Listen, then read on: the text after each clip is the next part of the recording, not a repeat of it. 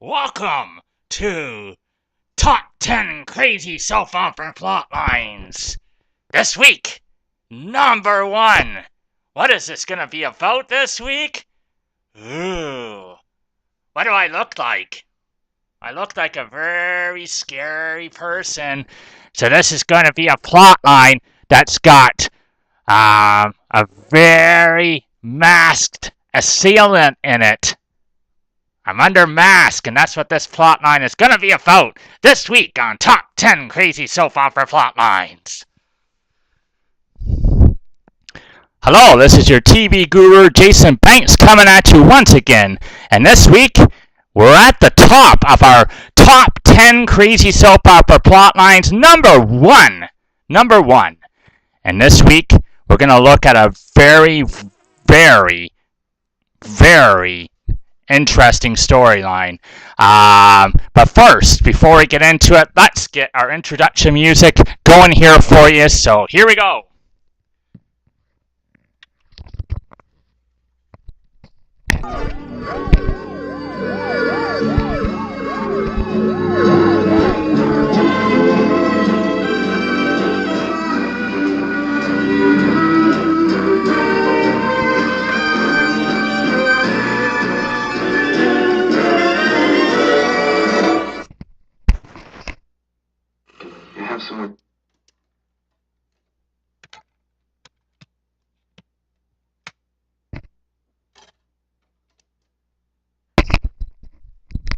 So there you go. Welcome, YouTubers and followers, subscribers, and soap opera fans out there. So this week, we're at number 1 of Top 10 Crazy Soap Opera Plotlines, the granddaddy of them all. And this week is a I'm going to try to give you the basics of this and try to not make it very complicated because it is a complicated storyline. So what happened on this storyline is what we have going on this storyline is we have a serial killer on the loose on Days of Our Lives. And this goes back to, let me look at the year. It goes back to 2003. It's where it all begins, 2003. Days of Our Lives was kind of losing ratings quickly, so they rehired this writer back who had done crazy stuff in the past, and he came up with a granddaddy plot, a plot that no soap opera had ever done before in the stream that this one did. So originally he came up with the idea was it's just a serial killer storyline. So let me give you a basic background on this, okay? So what you got to understand on Days of Our Lives is there are two main families, the Bradys and the Damaras. The Damaras aren't very nice people. The Damaras cause a lot of trouble. They're rich. They're just not very nice, and they hate the Bradys. They just hate the Bradys to no end. So the Damaras are the patriarch of the family is Stefano Damara, but he also has a son, Tony, who plays a very pivotal part in this storyline. Okay, so what's happening on this is there is somebody going around that is a serial killer. But you have to understand that background between the two families. Now, what you have to understand, too, is two people, Brady's, Bo and Hope.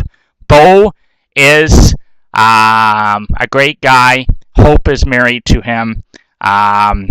So what happens is they go, and I also should mention Stefano has a daughter named Lexi, okay? That's important, too. So what happens, how this whole storyline starts, is that there is a fashion show going on, and Bo and Hope are in this fashion show. And during the fashion show, Bo and Hope are clubbed over the head by somebody that we don't know who it is, but they're both clubbed over the head pretty good. Hope almost actually dies, but she doesn't. They both get through it, but this begins this whole evil, mysterious thing that's going on in Salem. Now, with the fashion show, it's never really tied into it or explained in any way, but it is the starting point of this storyline and this plot line. But again, as I said, it's never really tied into it. It's never explained why Bo and Hope were attacked and how come they seemed so really attacked, and there was no answers for it. But what happens is this other person named Celeste. Celeste is Lexi's mother. Lexi is Stefano's daughter, right?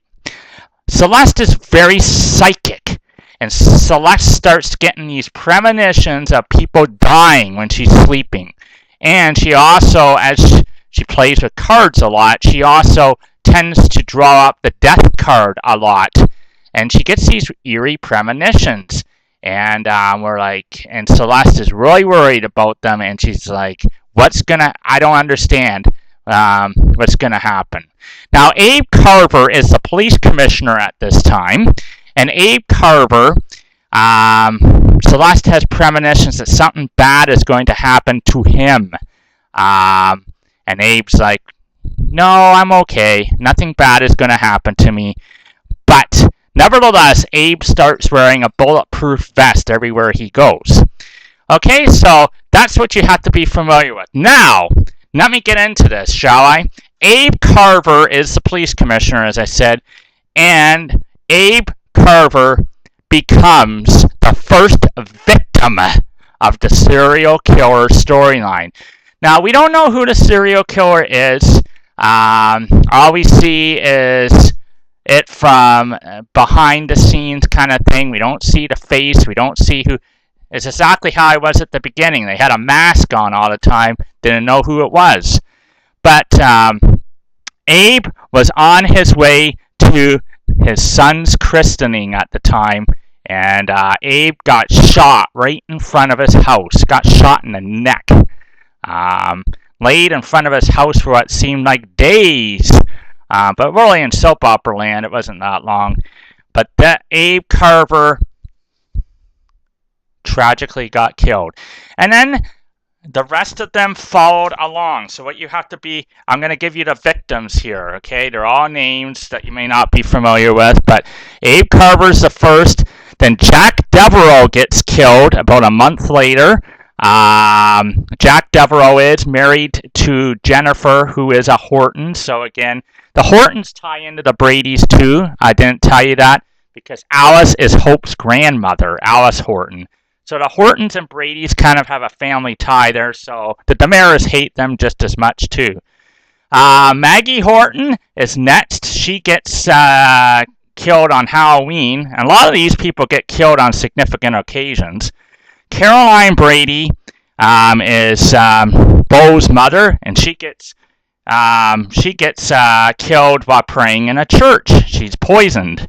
Cassie Brady is the next one. She is actually Roman's daughter. Roman is Bo's brother. Cassie Brady gets murdered.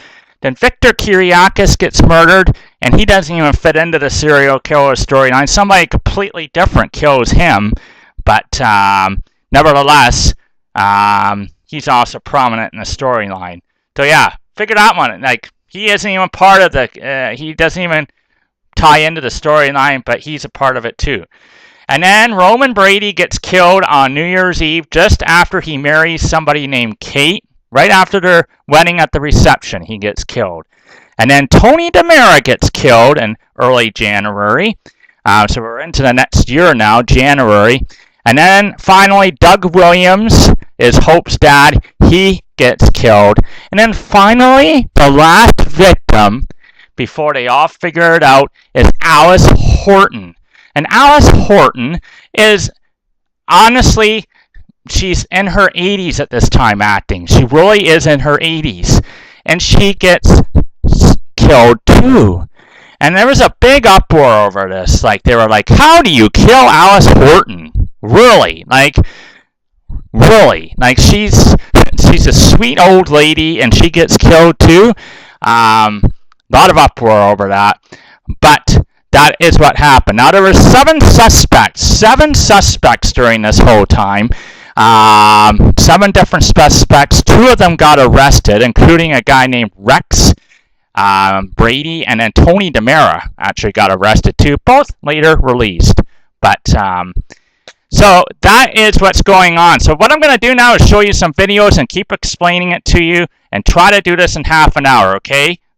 Are we on half an hour? Can we do this? Let's go. Okay? So what I'm going to do, the first video is going to show you the victims one by one as they get killed. I'll do a little commentary through it too, but it's no music, it's a very silent video, but it shows you the victims. Okay, so let me get to this and bring you this. Okay, here we go.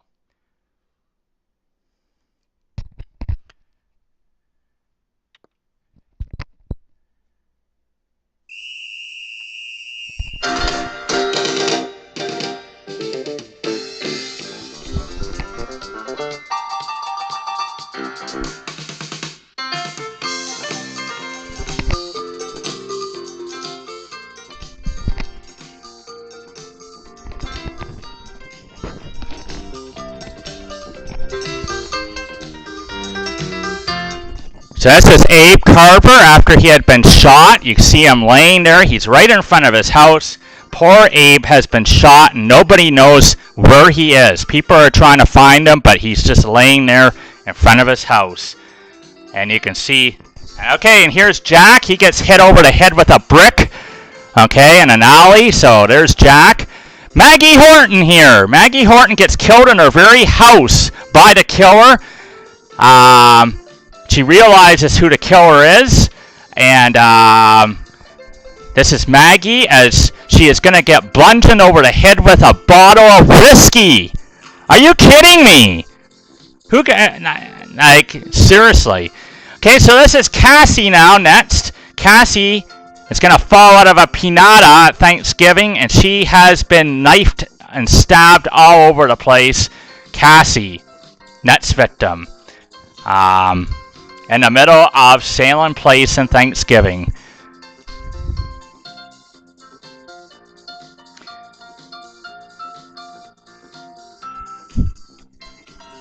Okay, and this is Caroline Brady next that you're going to see. She's been praying in the church, and Bo is going to go get her to say it's time to go home.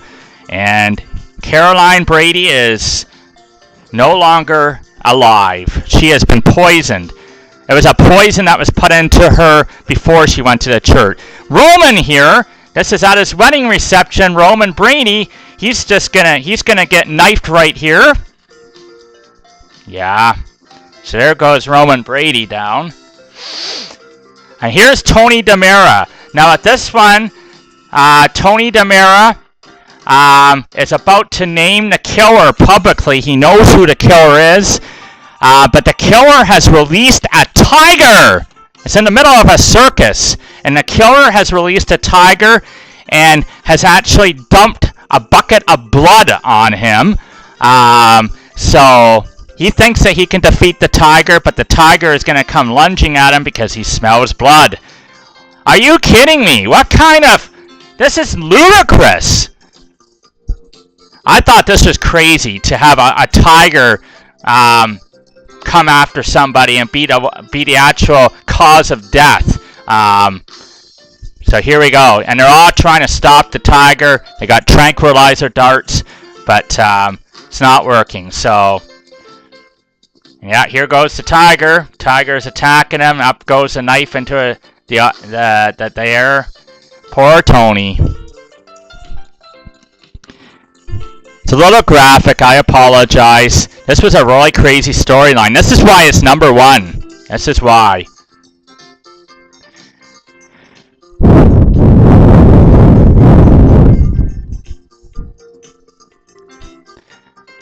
And as you can see here is the killer.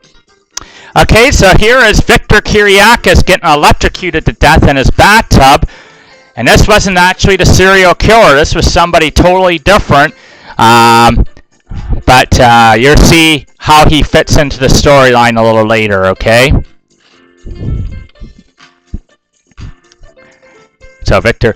Okay, and here's Doug Williams. He gets killed on Valentine's Day at a cemetery. And we know who the killer is at this point, actually. Killer isn't masked anymore. And Doug dies from getting stabbed in the neck. And this is, I won't tell you what this is. This is something at the end, but anyway, there you go.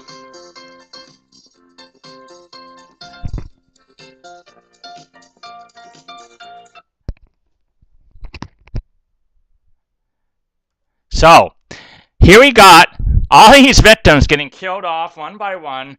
Just absolutely crazy. But after Tony is attacked by a tiger, we have the first plot twist of this storyline.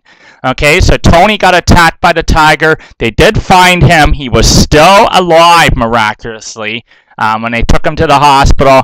But the killer went in to finish him off by injecting him with a lethal drug that would finish him off. And this is where we finally see who the killer is. And it's a shocking, shocking twist because it's respected community person, doctor, who is supposed to take care of people, a devoted husband to John Black, a mother of 4.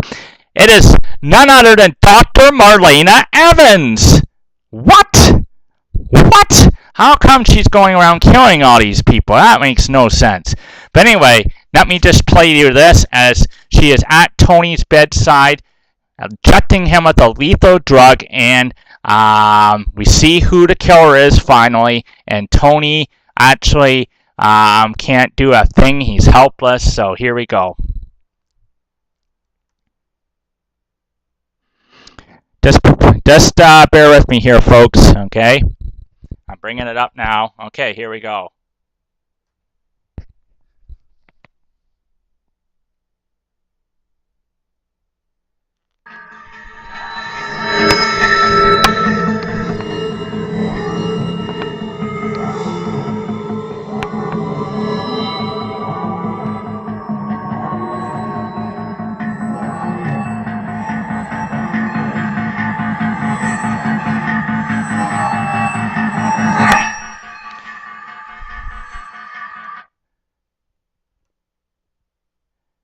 Okay, so there's Tony laying there in his bed.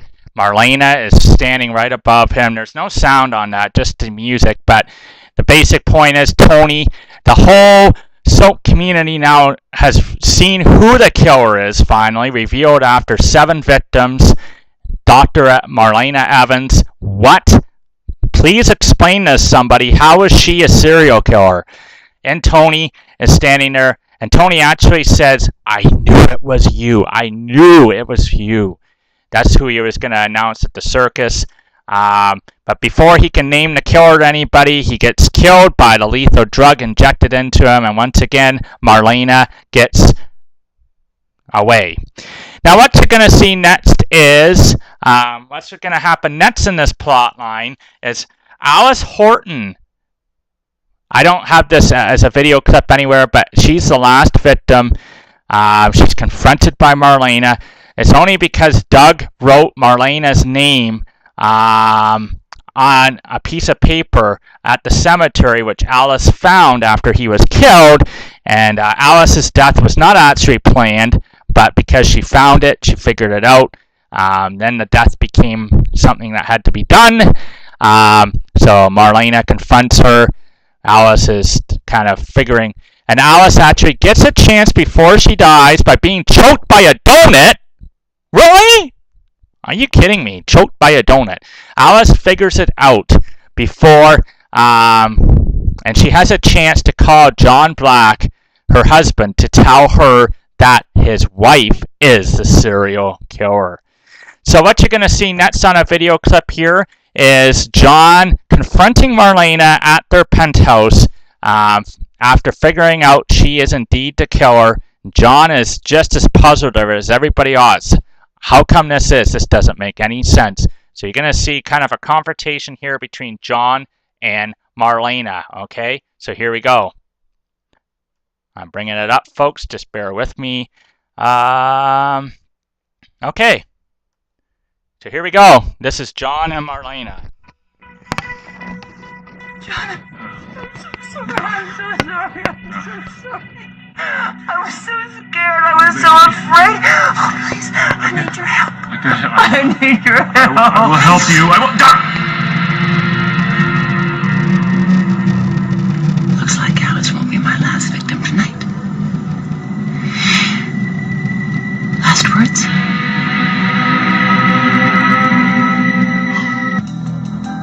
Move.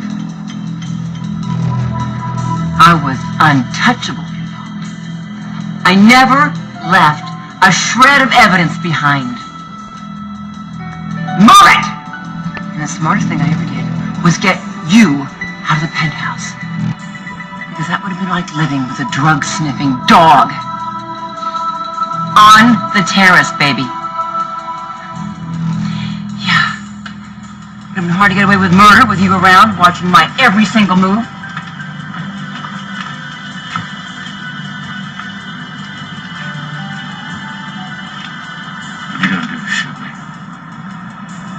No, I'm not going to shoot you. You're going to jump. Good, huh? You see, it's understandable. You would be suicidal, thinking that your wife would be capable of murder. I still love you, Doc. I know. 2 more steps.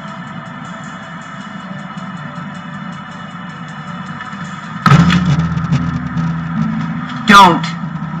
You don't want to kill me, Doc, because deep down you still love me, too. You might think it's too late, don't you? It's never too late for a love like ours, because it doesn't matter if you kill me, what's going on between you and me is eternal. It'll just last forever and ever. Ever. No! Stop it! I got it!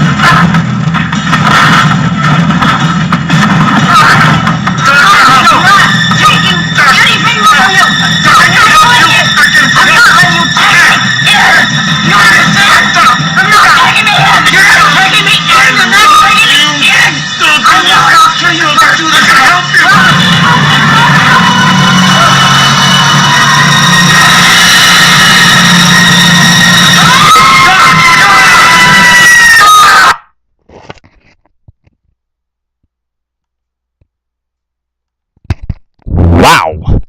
Did you see that one? That was quite an intense scene. Marlena, it was going to kill her own husband. And then they had a fight and she fell off the balcony way up high. She didn't die. She actually, something broke her fall. So, as a result, she ended up going to the hospital where John now had known that she was the killer.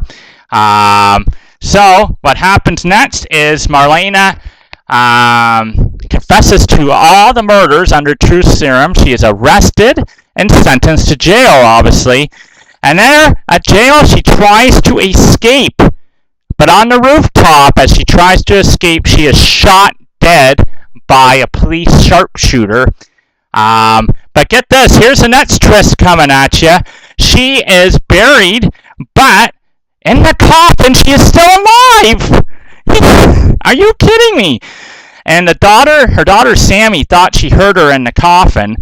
And then what ends up happening, as she's in the coffin, trying to get somebody to help her, trying to get somebody to listen to her, her coffin goes for this magic flying coffin ride. And then she's going to arrive in a place called Salem Place, which is just like home, just like where she came from, but it's not like home. Because then she is seen, and there, as she walks along Salem Place, she finds Alice Horton sitting on a bench, and Alice is like, I have been expecting you. So here's what's going to happen on this. Let me just bring this video clip up. The most craziest soap opera twist you're ever going to see done, ever. Never been done before. They're on this island this island in the Caribbean, some private island, and everybody is alive! Everybody! All the victims are alive. Even Victor Kiriakis, who was never killed by the Salem serial stalker. Okay? So that's insane, is it not? Insane! Let me just bring you up this video as you see Marlena with some of our beloved people, citizens who we thought were dead. We all died. But obviously we didn't. Does that sound familiar? Remember when Carly Manning was buried alive? Of course I remember. Vivian Alamine drugged her. That drug simulated death. It fooled everyone. Now maybe something like that happened to us. Help me, I can't breathe. Please, help me. I can't die.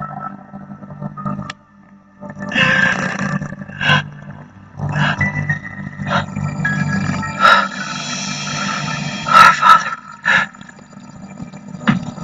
who art in heaven, hallowed be thy name. Thy kingdom come, thy will be done, on earth as it is in heaven. Give us this day our daily bread, and forgive us our debts, as we forgive our debtors. Lead us not into temptation, but deliver us from evil. For thine is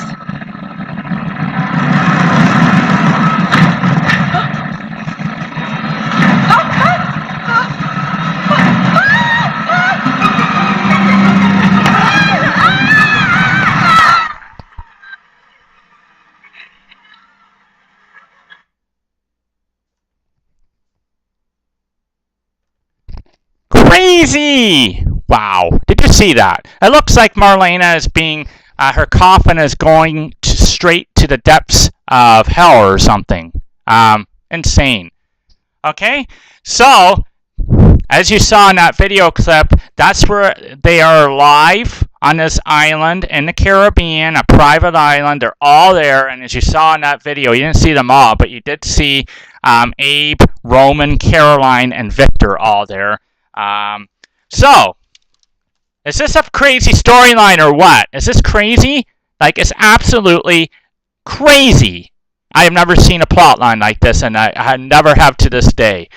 Now, it gets even more crazier. We talked about them all being alive, and they're being held captive on this remote island in the Caribbean by an unknown person. This remote island is built up just like the city they came from. Buildings and everything. Their very houses are actually exact replicas of their houses back in their hometown of Salem. Catch is, there's no way off this island. There's no phones, no communication devices, no vehicles. And I wish I could show you a video clip of this, but they had taken them off YouTube, so I couldn't find it. But there is an electric force field surrounding the island on the perimeter of the jungle. And this electric force field is also controlled by whoever is holding them captive there. And it's very hilarious at times as you see them try to get through this electric force field. And they're not usually very successful, although Jack Devereaux manages to get through it and almost dies in the jungle, actually, before they find him and bring him back to safety. Now, here comes the next twist. It is eventually shown and revealed that Tony DiMera, who was one of the serial killer victims too, is actually their secret kidnapper and mastermind of this whole crazy scheme. Like, how did they do this? Like, I mean, how did they build all these houses to look like where they came from? And how did they do this? This was insane. Now, here I'm going to give you an explanation from what happened. Okay? So, Tony, what he did was he gave Marlena secretly at times medication And what that did was make her mind susceptible to mind control. And he planted these fake memories into her mind so that in her mind it looked like she was seeing all these murders and she was the one committing them. Now, all the victims were shot with a tranquilizer behind Marlena by Tony with drugs to slow down their heartbeat. And then he fabricated wounds on the victims. And then the Damaras, they must have tons of money to be able to do something like this. Drugs, houses, hire people. The Damaras had all these people on their payroll to carry these deaths through, including the person who shot Marlena on the rooftop, the medical examiner, and even the funeral home director. Why? Because the Damaras hated the Bradys and everyone so much they wanted to separate everybody from their loved ones and then let them watch their loved ones fall in love again with other people. Secret hate on for John Black too. Tony hated John Black and Tony wanted to prove he was better than John. Okay, so what ended up happening as the storyline moved along is other people made their way to the island eventually too, including Jack's wife. She was lured there by them. They actually wanted Jack's wife on the island too. Hope went to go search for her. Both times they went by plane, and both times their planes were shot down, but they did survive. And now, as these people are now disappearing to this island too, the secret is eventually being figured out at home by John Black and Bo, Hope's husband. They find a teddy bear that had been buried with Marlena, that was her grandson's teddy bear, actually shows up in a thrift store, the same exact teddy bear. How did this happen? And Roman finds a way to send an SOS from the island to his brother Bo, that his brother would know the SOS because there was a secret code between the two of them. And then, mysteriously too, the funeral director, after they start asking him some questions, he ends up just killing himself because he was on the Damara payroll too. Okay, so between the SOS, the funeral director being killed, and the bear showing up, they start to think there's something going on here. And they actually figured out by the SOS kind of the approximate location where that SOS was coming from. So they thought, could they be alive? Could they really be alive, all of them? They dug up Marlena's body from the ground. The coffin is empty. And then they dug up all the others, and they too were empty, the coffins, because they're not dead. So I also should mention too, what they did too, another thing that the Damaras did was they swapped out their bodies with doppelgangers that looked exactly like them so that they could transport their actual bodies to the islands. And then when they got to the island, they actually injected them with another drug that brought them to life. All right, are you following this? This is why this is number one. Craziest soap opera plotline ever. Okay, so at the end of the plot, what ended up happening was all these people find their way to the island. Okay, so John is now there. Hope is there. Bo is there. They're all there at the island. And actually, after John and Bo's plane is shot down and they manage to survive, it's John's son back home that starts to worry and starts to think, hey, you know, why? There's something fishy going on. And he gets the police commissioner that was acting police commissioner at the time with everybody gone. The two of them, as well as another person, gets on a boat to go to the island instead of flying, because that didn't seem to work for other people. And they too managed to find their way to the island. Okay? So what ends up happening was all these people are on the island. I think more than half the show at this point is on this island in the Caribbean. They finally have figured out who is behind it. They get the upper hand on Tony and make some bamboo rafts because they're going to make the great escape. They're finally going to get off this island and everybody's going to get home to their loved ones, even all the victims. And they figured that if they make these rafts, they got a cigarette boat that was brought there by Brady, John's son. They figure out they make all these rafts, that if they float out into the water enough, a Coast Guard will notice them, pick them up, and they'll get home. Now, the problem is that the Damaras have activated this underground volcano that's on this island. So they have done that to stop them from escaping. And then it goes off, sends off a giant tsunami across the water. Doesn't look like anybody would survive that. But they pulled out a lot of bodies from the water, the Coast Guard, and a lot of people got home. However, 6 people did not get back home because 6 people were recaptured again by Tony.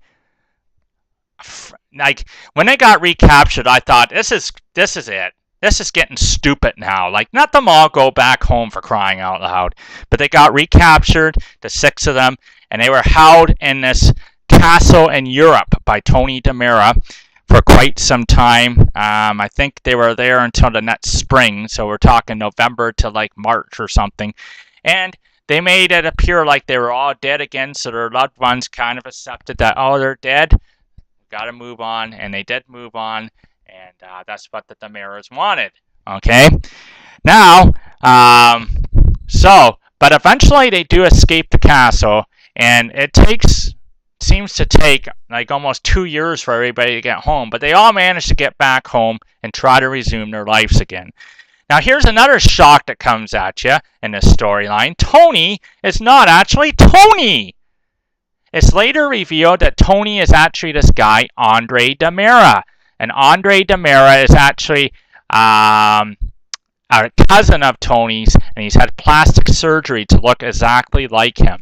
So it was actually him that was behind all this, Andre. So there you have it. That is the top craziest soap opera plotline ever out there, and I think you can agree that nothing will top that. That was absolutely crazy. Now what I'm going to do, this concludes my top 10 crazy soap opera plotlines. Next week I'm back into hockey. We're going to start looking at the London Knights as they start their season next week and follow them throughout the season, see how they do this year. But this is the end of this series. This is your TV guru, Jason Banks, who has brought you all these videos. I hope you've enjoyed them. Hope you've enjoyed this crazy, crazy, crazy one, the top ranked one. It was crazy. Insane. So until next time, take care. And this is your TV guru, Jason Banks, signing off.